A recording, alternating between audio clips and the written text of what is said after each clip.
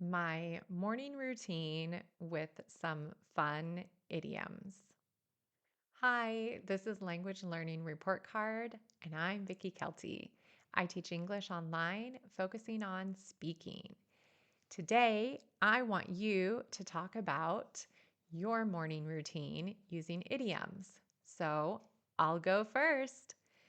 Let's see how natural I can do it. You be the judge.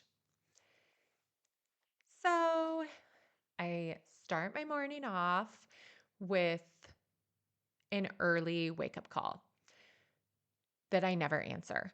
I almost always press snooze after my alarm goes off.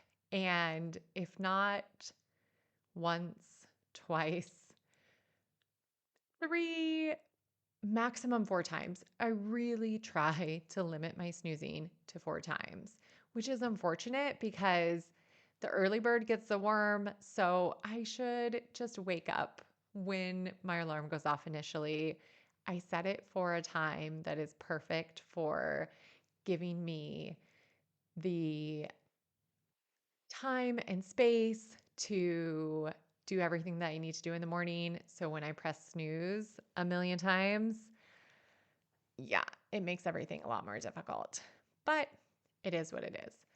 So after my fourth time pressing snooze, I continue getting ready, which just involves splashing some water on my face to wake up a little more, and then heading off to the kitchen to get my breakfast. And fortunately for me, my eyes are never bigger than my stomach in the mornings. So I always choose the perfect breakfast. It's probably because I don't have time for a big breakfast. But like I said, that is in my favor. Definitely works in my favor because in the evenings when I have more time to plan my meals, sometimes my eyes are bigger than my stomach and I choose way too much. And then half of it goes back in the fridge, leftovers for the next day. After breakfast, I head off to, or rather, I head back to my bedroom to get dressed. And I don't usually select my clothes beforehand. I have certain things that I tend to wear, but I just go with my gut, pull something out of the closet, and voila, that's what I'm going to wear for work. I don't need a lot of time to get dressed. I'm not super picky with what I wear. But after that, I got to make the bed. So, the best part of making the bed is that it's super easy to do. Just need a little bit of elbow grease and you can get it done in two shakes of a lamb's tail. Okay, that's a joke. I don't need any elbow grease because it is not difficult to make the bed, especially when you make it the way that I do, which is just pulling the sheets over the pillows. Like it's not rocket science. And yeah, I'm just laughing because it's so silly how quickly I make the bed. I would probably do a better job of making the bed more hotel standard if I didn't press snooze so many times in the morning, but it is what it is. Lastly, before I head to work, I have to do the very most important thing on my list, which is, of course, to feed and play with the cats.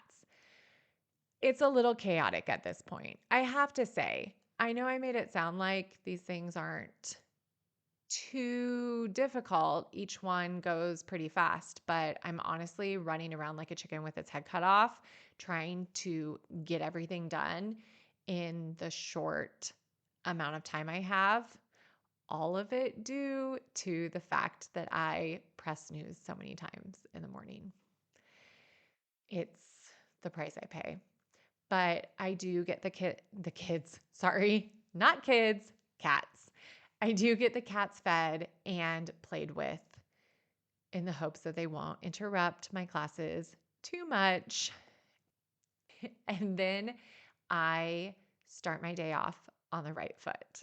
If I press the snooze button less than 4 times, eat a breakfast that isn't too filling, put on something decent, get the bed made again to a good enough standard, and most importantly, get the cats fed and played with, then I know that I will have a fantabulous day.